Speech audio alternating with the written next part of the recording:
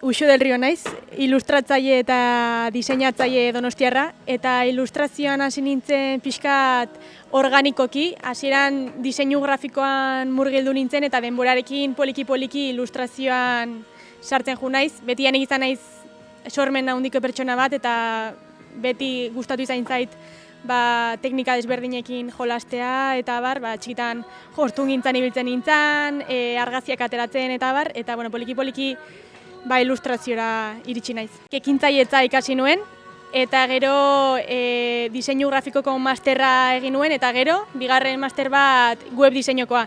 Eta horra hasi nintzen poliki-poliki nire kabuz ilustrazioan. Eta praktikatzen, eta orain egia da beste zenbait ikasketa burutzen ditu dela, hobetzen juteko ilustratzaile moduan. Ni donostiarra izan da, eta Donostia oso hiri polita iruditzen zait, orduan, eta oso margogarria, orduan hortik hasi nintzen, eta ikusi nuen jendeari ere gustatzen zitzaiola.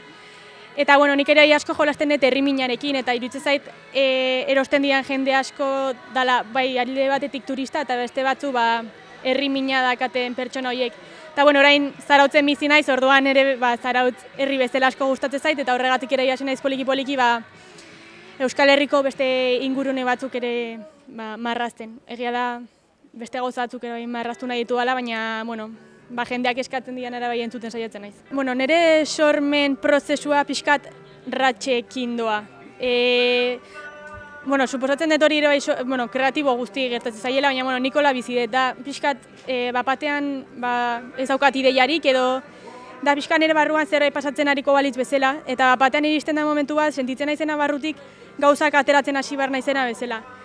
Eta periodokoa izaten da, eta orduan momentu hortan egia da jartzen naizela, eta ja da ideia dituela orduan bota egin behar ditut, eta hasten naiz igual bozeto moduan, marrazkitxoak egiten, eta gero hauek igual akuarelarekin garatzen ditut, eta gero digitalean egiten ditut. Baina beti goten dira periodo batzuk pixkat desinspirazio dakana edo ezaidana ez errateratzen. Orain arte egin duana da ilustrazio bat egin eta organikoki nire web horrira igo edo Instagramera igo, baina uste eta nahi dudala lanean ere kolekzioekin eta pixkat sendotasuna ematen ateratzen dudan gauza bakoitz horri. Disko bat izango balezan bezala ez, igual atera kolekzio bat, tematika konkretu batekin eta hori.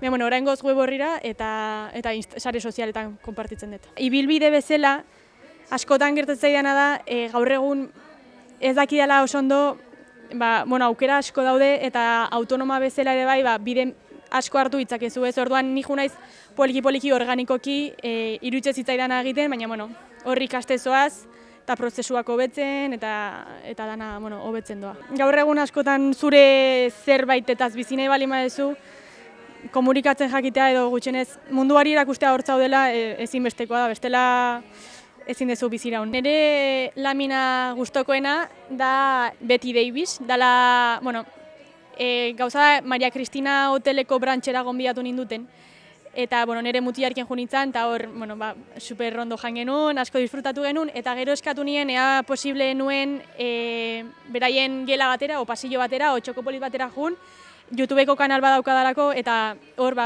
edukia sortzeko eta ilustrazio polit bat sortzeko. Gauza eraman nindutetela beraien gela hoberenetako batera, Betty Davis artista juten zen suitera.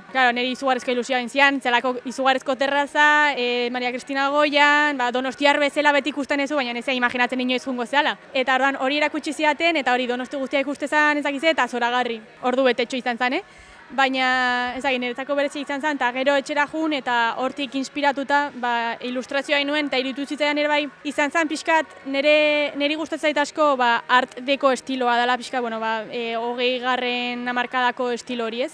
Eta izan zen ere sentitu nuen momentua lehenengo aldiz igual lortzen nuela estilo hori, itzalak ere gehiago lantzen dituena eta Donostia nire ustez modu polit batean errepresentatuta zegoena. Orduan, pixkat hor badiot maite dut ilustrazio hori. Nire webgunea daukat eta hortik erosi daiteke, bestela ere askotan webgunean eskaintzen ditu bakarrik tamaina konkretu batzuk. Orduan Instagram bitartez o email bitartez ere jendeak eskatu dakidake beste tamaina konkreturen bat. Eta gero saltzen dut zentroan doten, aldezarrean, Nornaien, gero Grosen ere bai Kresala surf eskolan, Somos kafeterian ere bai ditut ilustrazio batzuk, eta Zarautzen Altzalapatan, leku desberdinetan saltzen ditut.